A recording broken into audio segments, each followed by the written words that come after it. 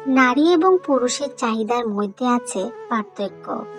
পুরুষের শারীরিক চাহিদা পূরণ হলেই তার মানসিক শান্তিটা চলে আসে, তবে নারীদের ক্ষেত্রে বিষয়টা ভিন্ন। একজন নারী মানসিক শান্তি পেলে তবেই তার শারীরিক চাহিদা দেখায়। আপনি যখন আপনার পুরুষ সঙ্গীকে খুশি করতে চাইবেন, তবে অবশ্যই তার সাথে শারীরিক অ্যাটাচমেন্ট হতে হবে, এমনকি তা পুরোপুরি মন থেকেই। পুরুষের সমস্ত ডিপ্রেশন এবং ক্লান্তি দূর হয় সঙ্গীর সাথে ফিজিক্যাল অ্যাটাচমেন্টে থাকলে। তবে নারীরা ফিজিক্যাল অ্যাটাচমেন্টের চাইতে মেন্টালি অ্যাটাচমেন্ট এর বেশি গুরুত্ব দেয়। আপনার নারী সঙ্গীর যদি মন ভালো থাকে, তবেই কেবল সে শারীরিক অ্যাটাচমেন্টে আগ্রহ দেখাবে। তবে মানসিক অবস্থা যদি ভালো না থাকে, তবে সে কোনো কিছুর প্রতি আগ্রহ দেখাবে না। পুরুষের তুলনায় নারীদের এই একটা কারণেই সবচেয়ে বেশি মুড সুইং হয়। নারী এবং পুরুষ দুই ভিন্ন মেরুর জিনিস। এখানে বুঝতে হবে আপনার সঙ্গে ঠিক কিসে নিজেকে স্যাটিসফাইড মনে করে। সঙ্গীর চাহিদা অনুযায়ী যদি তা পূরণ করতে পারেন, তবেই আপনি একজন ভালো সঙ্গী। এখানে কেউ কারোর চাহিদা এড়িয়ে যাওয়ার কোনো সুযোগ নেই। নারীরা সবসময় তার মনকে গুরুত্ব দেয়। মন যদি সায় না দেয়, তবে তার ধারে কাছেও যাওয়া যায় না। আপনি যখন আপনার নারী সঙ্গীর মনের প্রতি বেশি খেয়াল রাখবেন, তখন সে আপনা আপনিই আপনার ডাকে সাড়া দিবে।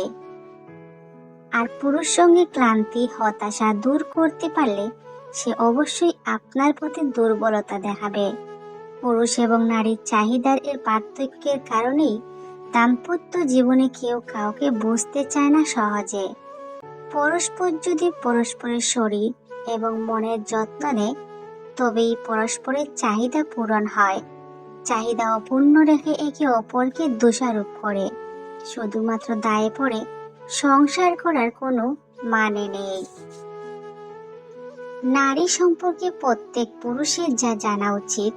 নাম্বার 1, নারীরা পুরুষের কথার মাধ্যমে প্রেমে পড়ে, কিন্তু তার কর্মের কারণে তারা প্রেমে থাকে। নাম্বার 2, যখন কোনো অপরিচিত ব্যক্তি তাদের উপর প্রিয় সুইট হার্ট বা লাভ এর মতো অন্তরঙ্গ নাম ব্যবহার করে, তখন তারা এটিকে টার্ন অফ বলে মনে করে। তিনি ভাবতে পারেন যে এটি তাকে মুগ্ধ করে, তবে তিনি এটিকে সস্তা বলে মনে করেন। অনুভব করেন যে তিনি কোনো এলোমেলো মহিলার উপরেই অন্তরঙ্গ নামগুলি ব্যবহার করেন।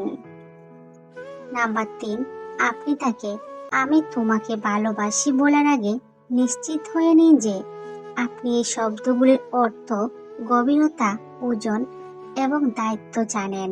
নাম্বার 4, তিনি আস্তে আস্তে উন্মোচন করতে পছন্দ করেন, তাই তাকে ধাক্কা দেবেন না বা তাড়াহুড়া করবেন না। নাম্বার 5, তার হৃদয় ভালোবাসায় বিশ্বাস করলেও কেন তাকে ভালোবাসতে হবে তা বোঝাতে হবে। আড়াল থেকে তার হৃদয়কে ডেকে আনার দায়িত্ব আপনার। আপনি যদি গম্ভীর হন, তবেই তার মধ্যে ভালোবাসা জাগ্রত করুন। নাম্বার 7, সততার চাবিকাঠি। সহ্য করা যত কষ্টদায়ক বা কষ্টকরই হোক না কেন, তাকে সত্য বলুন। এর জন্য তিনি আপনাকে আরো ভালোবাসবেন এবং বিশ্বাস করবেন। নাম্বার 8, নারীরা মনোযোগ ভালোবাসে। যে মুহূর্তে তিনি লক্ষ্য করেন যে আপনি তাকে মনোযোগ দিচ্ছেন না, তিনি পড়েন যে আপনার দুজনের মধ্যে জিনিসগুলি আলাদা হয়ে যাচ্ছে। 9, একজন নারীকে দিতে পারেন এমন শ্রেষ্ঠ উপহার হলো আপনার সময়।